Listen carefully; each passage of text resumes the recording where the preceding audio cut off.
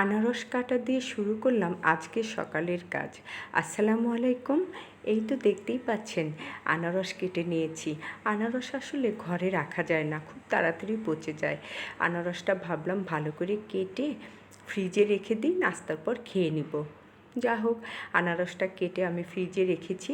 তারপর ভাবলাম নাস্তায় কী বানাবো। রোজা গিয়েছে, এই পর্যন্ত কিন্তু চাপটি খাওয়া হয়নি। তা চিন্তা করলাম যে মরিচ পেঁয়াজ বেশি করে দিয়ে আটা গুলিয়ে সুন্দর করে তেলের উপরে চাপড়ি বানিয়ে নিব। যে কথা সেই কাজ, সুন্দর করে আমি কয়েকটা চাপড়ি ভেজে নিচ্ছি। আসলে এই খাবারটা এমনি এমনিই খাওয়া যায়, এর সঙ্গে আর কিছুই লাগে না। একটু বেশি করে মরিচ পেঁয়াজ দিয়ে তেলে ভেজে নিয়ে পাতলা পাতলা করে চাপড়িগুলো ভেজে মুচমুচো করে তারপর খেতে যে কি মজা লাগে। যাই হোক, আমি কয়েকদিন পর পরই কিন্তু এই নাস্তাটা বানিয়ে থাকি। এই তো দেখতেই পাচ্ছেন আমার কিন্তু বেশ কয়েকটা চাপড়ি বানানো হয়ে গেল। আমি চাপড়ির সঙ্গে আবার ডিম পোস্টটাও করে নিয়েছি আজ। আসলে আমার মনটা তেমন ভালো লাগে না, কারণ আমার আব্বু একটু অসুস্থ, তো সেজন্য সবসময় মনটা কেমন যেন লাগে। কিন্তু তারপরেও কিছু তো করার নাই।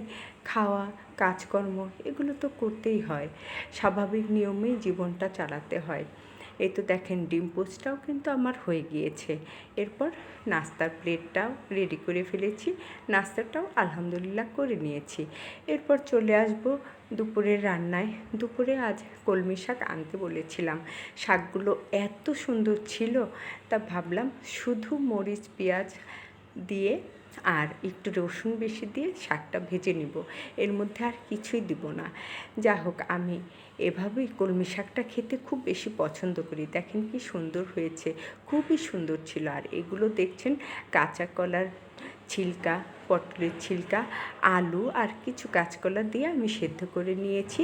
তারপর এর মধ্যে বেশি করে পেঁয়াজ রসুন দিয়ে ভালো করে সরিষার তেলের উপরে একটুখানি কালো জিরে দিয়ে ফোড়ন দিয়ে তারপর টেলে নিয়েছি। নিয়ে এখন এই যে ভর্তা পিষনিতে আমি সুন্দর করে এটা আমি ম্যাশ করে নেব। আপনারা চাইলে বেটে নিতে পারেন, ব্লেন্ডারও করতে পারেন। আমি ভর্তা পিষনিতেই করলাম, একদম বেটে নেওয়ার মতো হয়েছে। আলহামদুলিল্লাহ, এত যে মজা হয়েছিল, আমি তো দুপুরে খেয়ে তারপর বিকালে ভয়েসটা দিচ্ছি, এজন্যই বলতে পারলাম কত মজা হয়েছিল।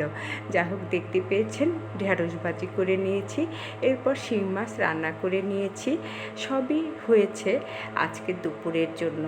সবই আলহামদুলিল্লাহ সুন্দর মতো কাজগুলো হয়ে গিয়েছে। আর এটা টমেটো লবণে ভিজিয়ে রেখেছি। আল্লাহ হাফেজ।